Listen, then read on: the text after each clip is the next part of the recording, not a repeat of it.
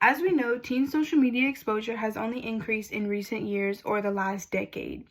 This exposure can bring about many different thoughts and feelings and new situations that teens have never been exposed to before.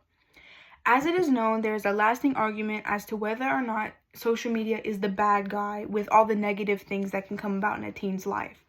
The fact is, there are both positive and negative things that can come from social media that don't root from the platforms themselves, but from how people use the platforms and how the kind of word they spread with them. On the positive side, teens can have access to communities in which they can find people that they relate to with similar interests and abilities and identities where they can feel acceptance or have a support system that they might not get at home. They might not feel comfortable sharing them with their families or friends, and this can give them a way to talk about that freely. It can also help them get access to mental health help where they might not feel comfortable talking to their family or peers about it. It can help them talk to people who have been in similar situations or have had similar problems and get the best ways to help them through it. As Carol Vital states from Johns Hopkins Medicine, in that sense,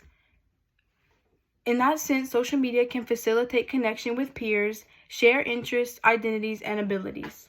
So social media can be really good to help teens connect in positive ways. While there are a lot of positives, though, there are also just as many negatives that come with social media. The main one being social isolation. As teens get more communities and more acceptance through social media, they'll want to stay on that or stay online more than they will interacting with their families, friends, peers, anything like that.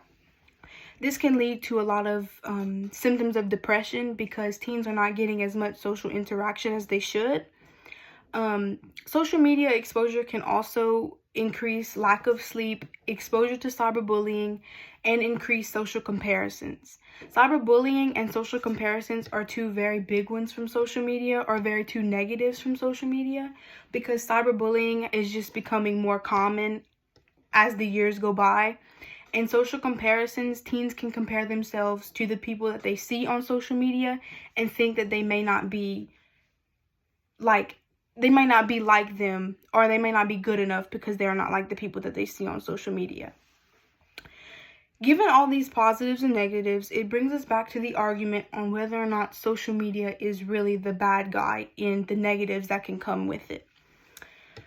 Research shows that really social media was never the bad guy.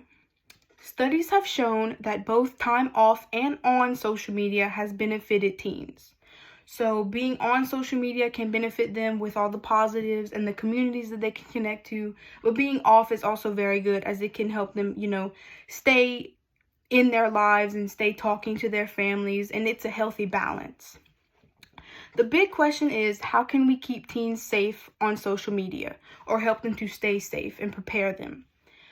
Protecting teens on the internet can start from when they are young. Keeping children off of social media or away from phones at young ages until they are ready is the most important thing.